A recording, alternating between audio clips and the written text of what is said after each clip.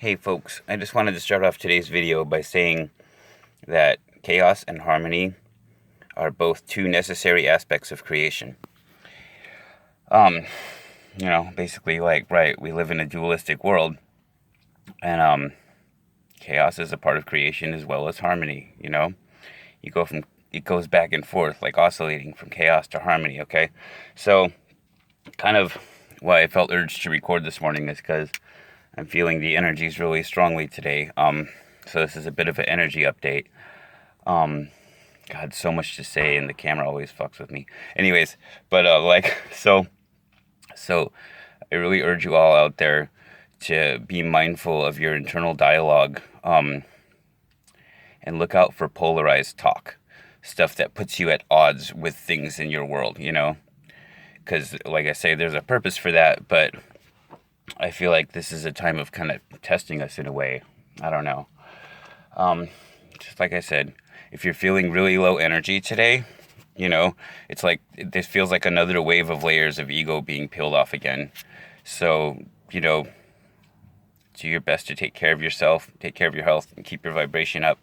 If you feel like you really need a good wake up, I have found this cold shower method is very, very not very effective. It's a good wake up call. It has a lot of health benefits. I can't remember the whole list right now, but it definitely boosts your immune system and wakes your ass up.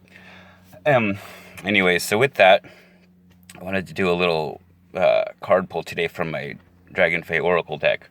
Speaking of which, I was taking in information today, and it gets so confusing, right? Because, you always hear these aspects come up where they talk about the Divine Mother and the Serpent Knowledge, but then they talk about these ancient dragon bloodlines who have all this esoteric wisdom, but seemingly are malevolent now and have their grip around the world and are manipulating all of us. And I think there might be some truth to that.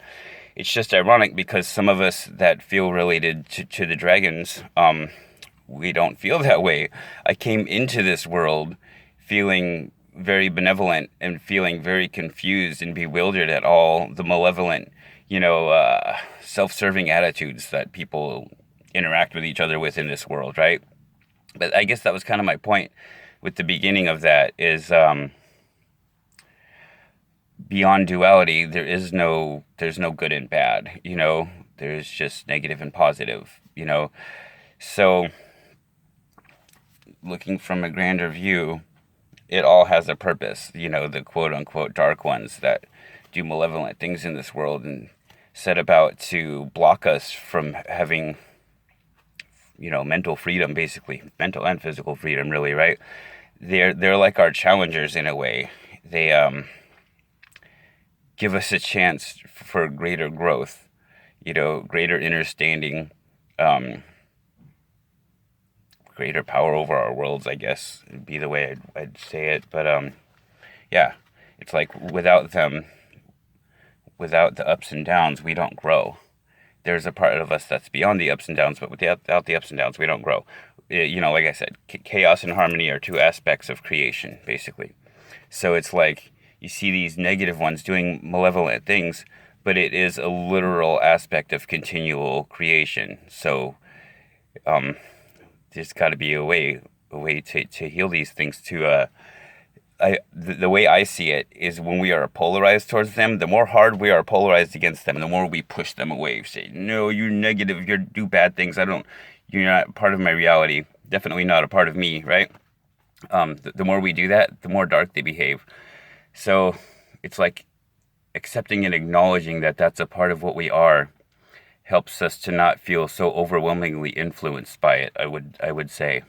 It's like we want to end the suffering, we have to realize the purpose of the suffering. That's kind of the point of what we're all going through right now.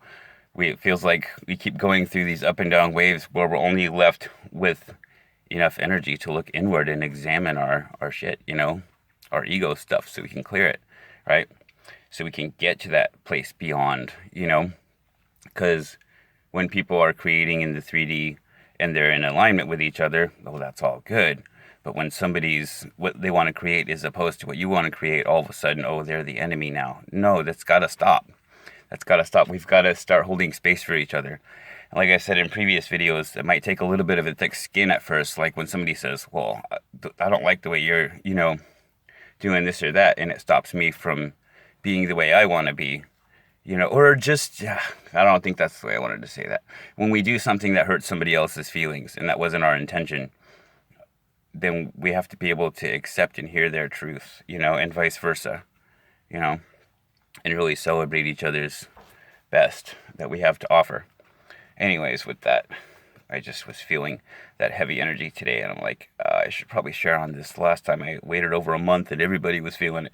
So anyways, all right, let's pull us a card this morning from the Dragonflight Oracle deck and see what they have to say about this. See what I feel like stopping. I don't really have that much of a good setup, so I'm doing this one-handed. And it should be interesting.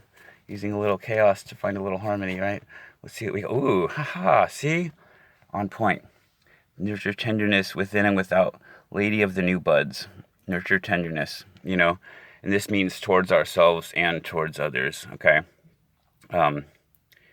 She's got a really raw expression on her face there. She feels, you can sense that fragility, like she could go into happiness or sadness. That's kind of where it feels like we're all at. We're on this fine point right now. I feel like a lot of us that are related to the Ancient Ones and are waking up to that now, we're meant to bridge to them the value of humanity so they can stop, being so polarized in the malevolent sense towards us, I guess, right? Look, her number's 25, so that's number 7. Let's see, what else can I tell you about her? Well, she holds in her left hand something she's offering, a creation. Look, it's got flowers growing from it. But it's just barely new. Look, I mean, they're not even planted in the ground yet, these flowers. So we need to nurture tenderness and take good care of them while they get stronger. So basically, I mean, gosh, look at all the orange. That's definitely like what would you say, the sacral chakra. So I think that's what those feelings are related to in general, is asserting a new sense of will, in the world, gaining strength in our new levels of understanding. Part of what this all ties into me is, like I said, everything is two ends of a whole. Everything is all related. You see one end of a pole, there's another end, because nothing's out of balance, except for when we treat it like one end of the pole is, can be taken separately from the other, and it's just not so. It's just not so. I think once we get beyond that, we can really start to grow into ourselves. It's just interesting because it's like the people that seek to control this world, they always take the pure symbolism. They always have, in a sense, taken the pure symbolisms of our matriarchal past and tried to blame their patriarchal doings on the matriarchal cultures of the past. Hijacked all their symbolism, did all the evil, and said, we're doing this evil because they're evil. It's so ass backwards. I mean, so yeah, take care of yourselves. Watch your internal dialogue that wants to set you opposed to the world around you, and just have a sense of awe in watching things unfold. And how I want to say, just watch it and don't take sides at this point. We need to be coming from that higher perspective if we don't want to be manipulated. Like I said, chaos magic from the quote-unquote negative side of things, we need to understand what they use, how it affects us. Like the subconsciousness, it speaks through symbolism. So these things can be set up, these systems of control can be set up way back when they implanted an image and we all partook of that image. And now it's gone one step further, with the internet and stuff and memes and such like that, all right? All right, stay safe, everybody.